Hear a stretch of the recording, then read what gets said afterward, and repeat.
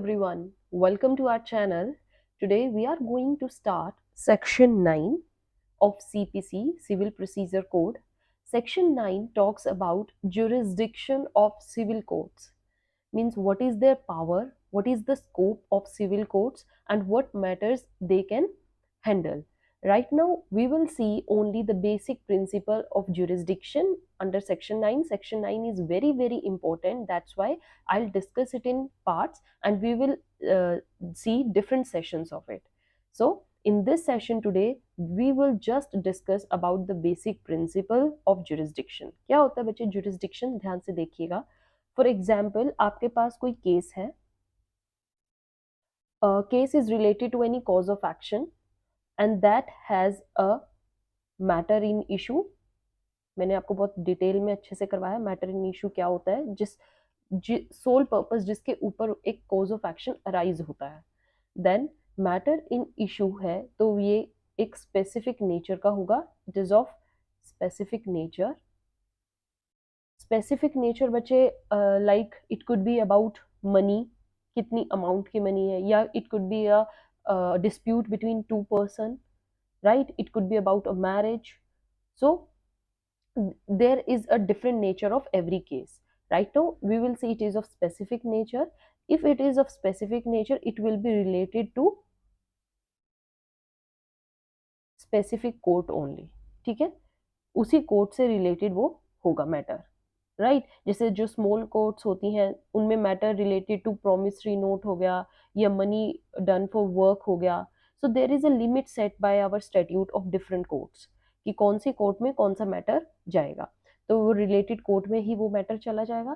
After that the court having jurisdiction to deal with that specific nature of case. ठीक है, ये जो related court ये कौन सी होती है? ऐसी कोर्ट जिसके पास जुरिसडिक्शन है उस मैटर को सोल्व करने का. Okay, so here they have the authority. Related court के पास क्या होती है? Authority of court to deal with the matter presented before it for the adjudication. और जो उसकी अथॉरिटी होती है उसी अथॉरिटी को हम क्या बोलते हैं? जुरिसडिक्शन. समझ में आया बच्चे? उसी अथॉरिटी को बोला जाता है जुरिसडिक्शन. सो आपका जो सेक्शन 9 है उसमें बोला गया है court to try all civil suits unless barred. ठीक है, all civil suits unless barred. ठीक है, तो हम इन दोनों ही टर्म्स का बहुत डीपली डिस्कशन करने वाले हैं.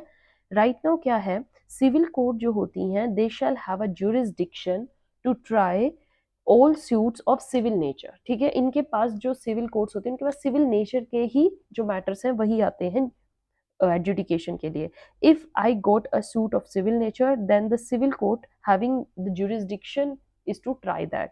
All courts that civil court shall have jurisdiction to try all civil nature courts जो भी civil nature के होते हैं.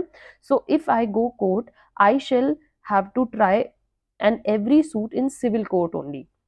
If I am an individual then I have the right to file a civil suit of civil nature in civil court. Civil suit हो, civil nature का हो और वो civil court में ही फाइल किया जाएगा. राइट बच्चे? So that the declaration is very plenary of any court. Her court की एक ही प्लीनरी डेफिनेशन होती है. सपोज आप मान के चलिए मैं यहाँ से घूमने तिरुवनंतपुरम जाती हूँ. ठीक है, I went to visit Thiruvananthapuram and there I had a dispute with someone in Delhi regarding property.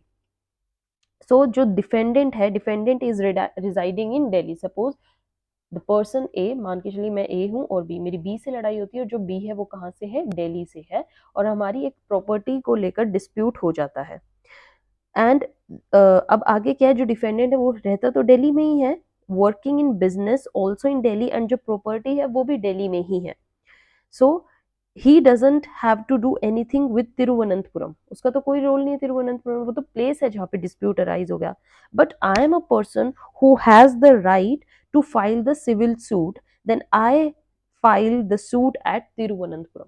मैं तो सूट फाइल कर सकती हूँ ना तिरुवनंतपुरम में, क्योंकि मेरा तो जो डिस्प्यूट हुआ है वो वही हुआ है. उसका देखो कोई लेना देना नहीं है, वो रहता भी दिल्ली में है, उसका बिजनेस भी दिल्ली में है, जो प्रॉपर्टी है वो भी दिल्ली में है। समझ में आए? सो इज इट पॉसिबल, क्या ये पॉसिबल होगा कि मैं तिरुवनंतपुरम में फाइल कर दूं और जो पर्सन है वो वहीं रहता हो, वहीं प्रॉपर्टी हो? तो आंसर इसका क्या है बच्चे? No. Answer is no, you can not file that suit in Thiruvananthapuram because this declaration is subject to the provision herein contained। आप उसको रीड करेंगे अगर सेक्शन 9 में, उसमें साफ साफ लिखा है that subject to the provision of CPC. To CPC में क्या है? पेक्यूनरी जुरिस्डिक्शन है, टेरिटोरियल जुरिस्डिक्शन है। तो इन सब के लिए you will have a provision that is not every suit can be filed in every court, but yes, the declaration is very plenary. First of all, they have they were making a declaration that all courts shall have jurisdiction to try all the civil suits। ये बिल्कुल सही बात है, but साथ में बच्चे अगर आप प्रोविजो चेक करोगे तो हमारे पास एक पेक्यूनरी लिमिट आती है, एक टेरिटोरियल लिमिट आती है, एक सब्जेक्ट मैटर से रिलेटेड लिमिट आती है। तो हमें उन लिमिट्स के अकॉर्डिंग भी वर्क करना पड़ता है। Okay, so you there shall have to be, it means mandatory कि आप सिविल सूट में ही डालेंगे for the court to try the suit. So if I have a suit of civil nature and I come to you, so wherever you are located you will have to try the suit, but there it is means subject to the provision। आपका word लिखा हुआ है subject to the provision of CPC, right? Right? So contain and also subject to any express and implied bar। तो आपको जो power है, जो prima facie means power is plenary, means it is the power of civil court, broadest power है to try every suit of civil nature, and therefore every individual also he can file the suit of civil nature in any civil court। So I have a power, a right, it is inherent power in me कि मैं कहीं भी जाऊं और daily वाला जो suit होगा वो फाइल करके कहीं पर भी जाऊं, but again that is not absolute because that subject to the restrictions provided in CPC. कहने को तो ये है कि हर सिविल सूट में मैं केस फाइल कर सकती हूँ, दैट्स माय राइट, बट आपको ये चेक करना पड़ेगा कि लिमिट्स जो है वो सीपीसी के अकॉर्डिंग हो।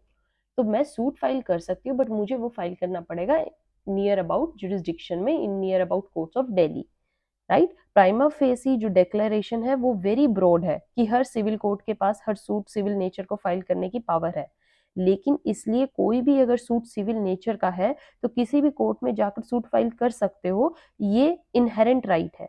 therefore there has to be a regulation upon this, क्योंकि कोई भी लोग कहीं पे भी जाके फाइल करने लग जाएंगे बच्चे। तो रेगुलेशन के लिए क्या था? द फॉर्म ऑफ टेरिटोरियल और pecuniary jurisdiction I.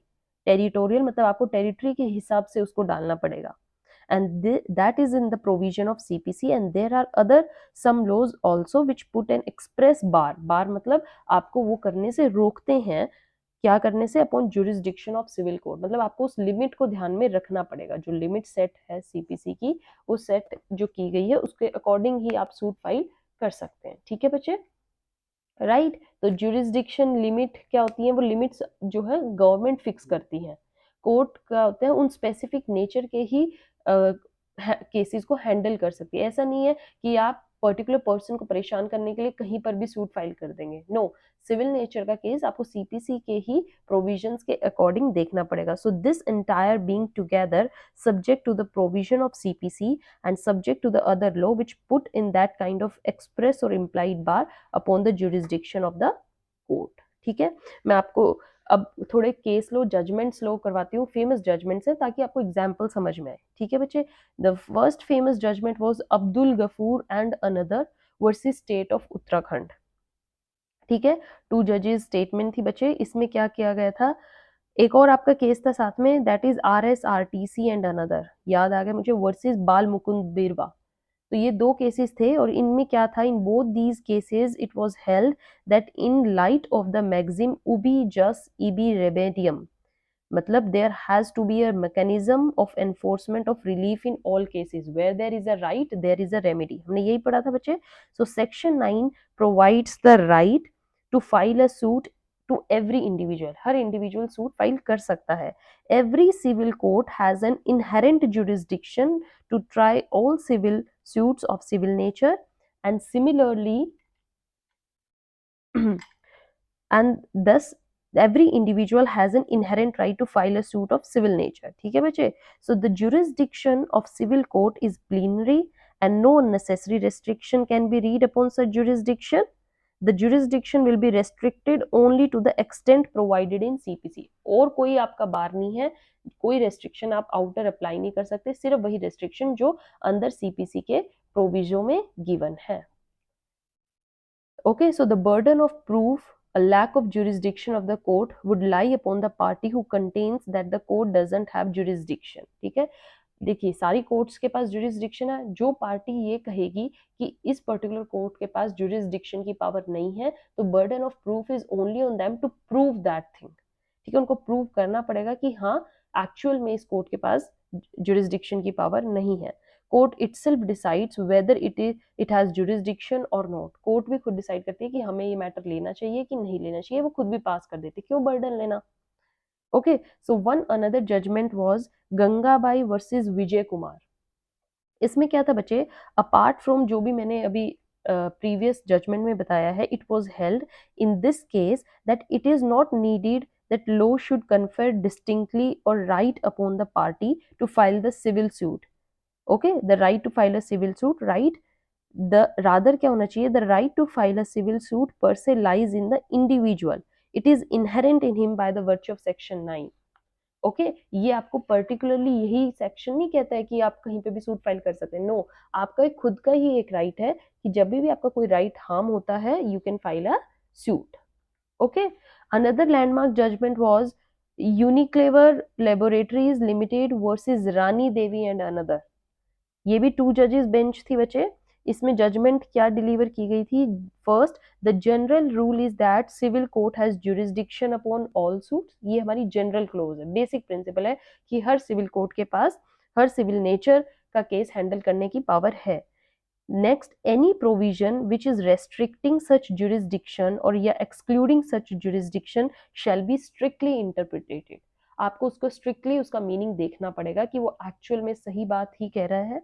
The third thing that they gave in their judgment is the burden of proof to prove a lack of jurisdiction would lie upon the person who raises the objection. जो objection raise करेंगे उन्हीं के ऊपर burden of proof का वो रहेगी जिम्मेदारी. Next is बच्चे, till now I hope you are understanding each and every concept. मैंने आपको बेसिक प्रिंसिपल से ही पूरा केस समझाया है. पर्टिकुलरली कैसे कैसे जुरिस्डिक्शन को हम ये सोचते हैं कि हाँ इस कोर्ट की जुरिस्डिक्शन है. कुछ लिमिट्स हैं, मैंने आपको लिमिट्स अच्छे से बताई हैं, जैसे हमारी पेक्यूनरी लिमिट्स हैं, राइट, टेरिटोरियल लिमिट्स हैं. ये हमारी बच्चे एक्सप्रेसली प्रोवाइड की गई हैं in the CPC. Okay, so आप इन लिमिट्स को अनदेखा नहीं कर सकते. You have to file a case according to these. And if any person raises the objection regarding these, they have the burden of proof to prove whether that court has jurisdiction or not. Okay, in next session I will discuss with you in detail what are in civil suits. जो लिखा हुआ है ना, suit of civil nature, we will discuss that. Till then, keep reading, keep studying. Have a good day. Thank you.